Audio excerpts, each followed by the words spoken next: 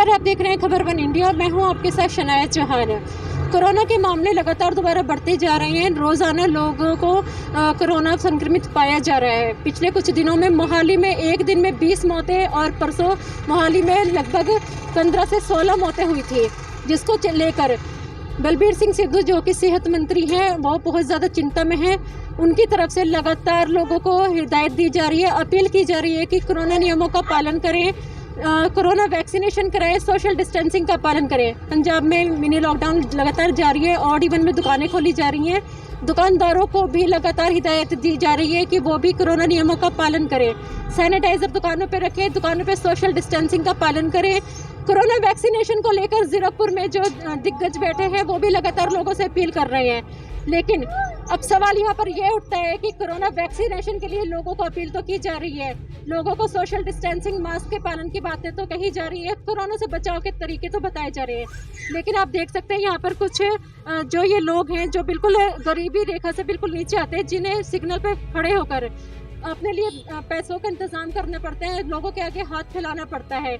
उन लोगों के लिए क्या कदम उठाए गए हैं, क्योंकि भीख मांगना एक अपराध भी है, ये आप सभी जानते हैं। और श्रम मंत्री भी बलबीर सिंह सिद्धू, आपको बता दूं मैं कि सेहत मंत्री होने के नाते वो कोरोना को लेकर चिंतित हैं, तो क्या श्रम मंत्री होने के नाते इन लोगों के लिए चिंता उनके लिए नहीं बनती? श्रम मंत्री बलबीर सिंह सिद्धू कितना इन लोगों के लिए कुछ कर रहे हैं, हम इन्हीं लोगों से बात करते हैं।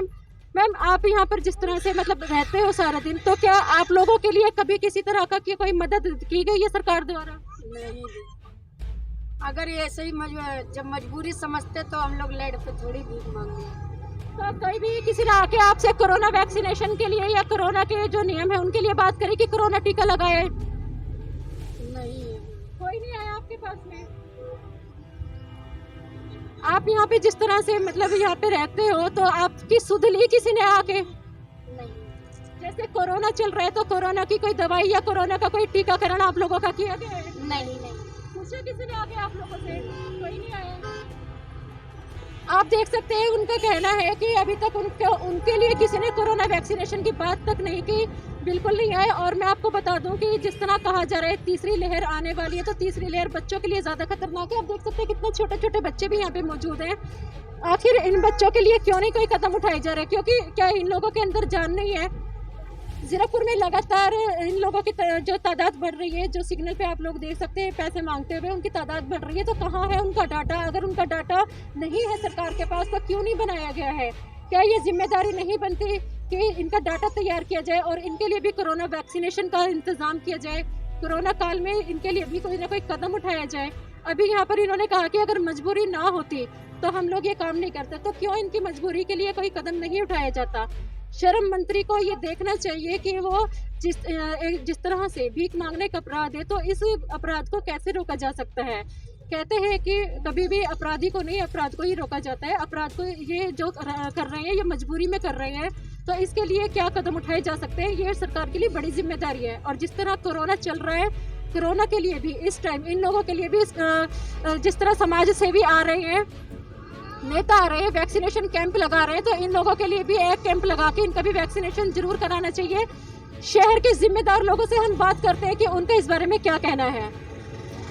सर, जिस तरह से कोरोना वैक्सीनेशन के लिए अपील की जाती है लोगों को, लेकिन दूसरी तरफ जहाँ ये सिग्नल पे भीख मांगने वाले दिखते हैं, इनमें औरतें, बच्चे, बुजुर्ग सभी शामिल हैं, तो क्या इनका कोरोना वैक्सीनेशन नहीं होना चाहिए? क्या कहना चाहेंगे आप? मैडम, सबसे पहले तो मैं आपके खबर वन इंडिया का धन्यवाद करता हूँ। उसके बाद है मैडम, वैक्सीन इनकी सबसे ज़रूरी है। वैसे तो मैं प्रशासन से अपील करूंगा कि जो ये भिखारी खड़े हैं रोडों पे, ये खड़े ही नहीं होनी चाहिए, इनको यहाँ से हटाना चाहिए, क्योंकि इनकी वजह से कोरोना ज़्यादा फैल रहा है, एक्सीडेंट होने का खतरा है। ये गाड़ियों के हाथ भी लगाते हैं, सफाई के बहाने लोगों से भीख भी मांगते हैं, चोरी भी करते हैं, इसलिए इनको हटाना ही चाहिए।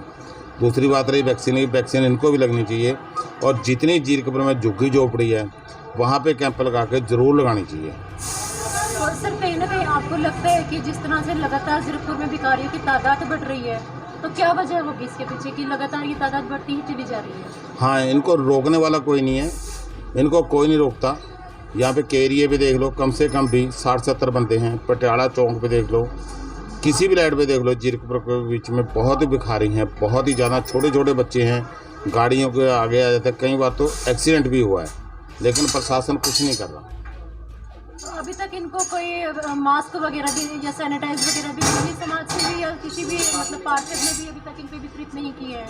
नहीं, ये बात गलत है आपकी। मैं दे के आया उनको 2-3 बार, पर ये लोग डालते नहीं हैं। लेके ये लोग फेंक देते हैं, उसको डालते नहीं हैं। मैं 3-4 बार खुद गया हूँ देने के लिए, बांट के आया हूँ, 500-500 बांट के आया हूँ। ये लोग यूज नहीं करते, फेंक देते हैं सब। तो सर इसमें क्या करना चाहिए सरकार को? जैसे आपने बताया कि आपने मास्क दिए, इनको सैनिटाइज भी दिया है, लेकिन ये यूज़ ही नहीं करते, तो क्या फिर इनसे कोरोना नहीं फैल सकता? बिल्कुल फैल सकता है जी, 100%। क्योंकि जो तीसरी लहर आ रही है बड़ी खतरनाक आ रही है। मेरी तो हाथ जोड़ के प्रशासन से यही बेनती है कि इनको यहाँ से हटाया जाए।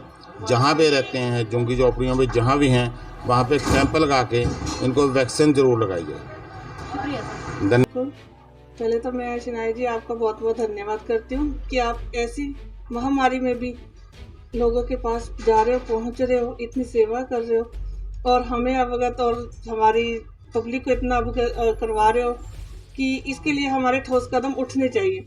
जैसे कि हम सभी जानते हैं कि हमारी लाइट्स जो है कि एरिया की लाइट्स है, वहाँ पर छोटे छोटे बच्चे वो आजकल भी भीख मांगते दिखाई दे रहे हैं। इस कोरोना महामारी के अंदर हमारी अपनी सरकार से यही विनती है, जैसे कि हमें लॉकडाउन के अंदर दुकानें हमारी बंद करवा दी गई हैं, मार्केट्स बंद है, बहुत अच्छा है, ये हम मानते भी इसको कि होना भी चाहिए क्योंकि महामारी बहुत ज़्यादा फैल रही है। लेकिन हमारी सरकार का भी इन बच्चों के प्रति भी कुछ कर्तव्य बनते हैं कि इनके लिए भी कुछ सोचा जाए, इनके लिए भी कहीं ना कहीं छोटे छोटे कैंप लगने चाहिए, इनको मास्क प्रोवाइड करवाने चाहिए या इनके वैक्सीनेशन होनी चाहिए।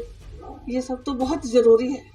नीरू मैम, आपको क्या लगता है कि सरकार की तरफ से या जो हमारे जीरकपुर के नगर काउंसिल प्रधान है उनकी तरफ से इन लोगों के लिए कोई ना कोई कदम उठाने चाहिए? पहले तो आप लोगों को सबको धन्यवाद शनाया जी, बहुत बहुत। तो हाँ जी, ये तो ज़रूरी है जी। देखो इन लोगों के लिए तो बहुत ज़रूरी है कदम उठाना, क्योंकि ये लोग जाते हैं जगह जगह, ये गाड़ी को भी टच करते हैं, किसी चीज़ को। वैसे हम लोग बोलते हैं कि जो कोविड है ये सांस में भी फैल रहा है, वैसे भी हवा में फैल रहा है टच करने से। तो इन लोगों के लिए तो बहुत ज़्यादा ज़रूरी है कि सबसे पहले प्रिकॉशंस एक गरीब को देनी चाहिए, क्योंकि वो काम भी करते हैं। हम कहते हैं हमारे घर में काम भी करने ज़रूर आओ, ठीक है ना। तो इन लोगों के लिए तो सबसे ज़्यादा ज़रूरी है कि वैक्सीनेशन और इनको मास्क प्रोवाइड हो, इनको खाना प्रॉपरली प्रोवाइड हो घर से ही। जब हम लोगों को प्रिकॉशन दी जाती है कि घर में रहें, तो इन लोगों के लिए भी तो यही सेम चीज़ है। हाँ, क्योंकि मैम जैसे कि कोरोना जो है वो किसी एक को नहीं है, वो किसी से भी फैल सकती है। तो इन लोगों से तो और ज्यादा उम्मीद की जा सकती है कि शायद इनसे कोई संक्रमित हो जाए। अगर इनका टेस्ट कराया जाए तो हो सकता है इनमें से भी कुछ ना कुछ पॉजिटिव हो जाए। आप सहमत हो इस बात से? बिल्कुल, इस बात से हम सहमत है। इनके कभी देखो टेस्ट नहीं होता, इन लोगों का कभी कोई टेस्ट नहीं होता। जैसे कि इनके अगर टेस्ट होंगे तो इनके अंदर से बहुत से बच्चे ऐसे निकल सकते हैं जिनको कोरोना पॉजिटिव जो पाए जाएंगे। तो हमारी तो सरकार से यही विनती है, बार बार यही विनती है। हमारी सरकार ने वैसे बहुत ठोस कदम उठा भी रही है, लेकिन इनके प्रति भी जो कदम उठाना चाहिए वो भी बहुत ज़रूरी है कि इनके लिए भी बहुत जो कर सके हमारी सरकार वो करना चाहिए। तो नारी शक्ति संगठन की तरफ से आप क्या कहना चाहोगे? मैं नारी शक्ति संगठन की तरफ से यही कहना चाहती हूँ कि हमने अभी तक हम यही काम कर रहे थे कि जगह जगह पर जाकर हम लोगों ने ये मास्क वगैरह जो है प्रोवाइड करवाए हैं। जैसे राशन बांटा हमने बहुत ज़रूरतमंद लोगों के लिए, उनके घरों तक हम लोग पहुँचे हैं, राशन प्रोवाइड कराया। तो अभी हम यही सोच रहे थे कि 1-2 दिन के अंदर हम ये ग्रे एरिया की लाइट्स में जाके इन बच्चों को मास्क, सैनिटाइजर वगैरह, और जो हमारे पुलिसकर्मी हैं वहाँ पर खड़े, हम उनका भी सम्मान करते हैं क्योंकि वो भी पूरी ड्यूटी पर है। लेकिन हमारा और हमारे पुलिस वाले, हमारे प्रशासन का यही कर्तव्य बनता है कि अगर वो बच्चे वहाँ पर भीख मांग रहे हैं कि उनको वहाँ से रोका जाए, उनको सही जगह पर पहुँचाया जाए और उनका टेस्ट कराया जाए। उनको टाइम से अगर उनका कोई कोरोना पॉजिटिव पाया जाता है तो उनका इलाज सरकार की तरफ से जरूर होना चाहिए। धन्यवाद।